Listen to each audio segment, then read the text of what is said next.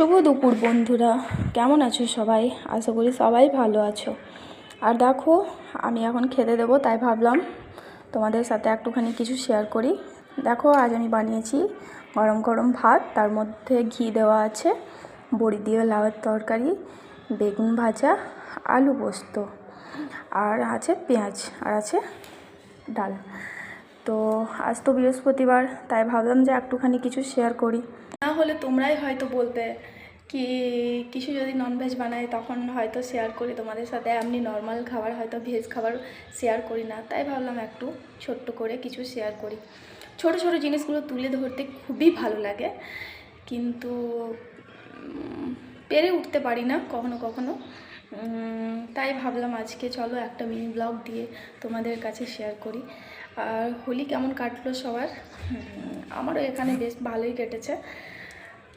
তো এই একটুখানি কথা বলাতেই ভাবলাম কিছু শেয়ার করি তোমাদের সাথে, তাই এই ছোট্ট একটা মিনি ব্লগ শেয়ার করলাম। আর সবার কি খাওয়া হয়ে গেছে? চলো আবার করে নাও, যদি না খাওয়া হয়ে থাকে তো খেয়ে নাও। চলো আমিও খাবার দিই ঝটপট করে, কেন কি হয়ে গেছে, 2টো বাজতে চললো। তো চলো আজ এই পর্যন্তই, আবার কথা হবে। Bye, tata.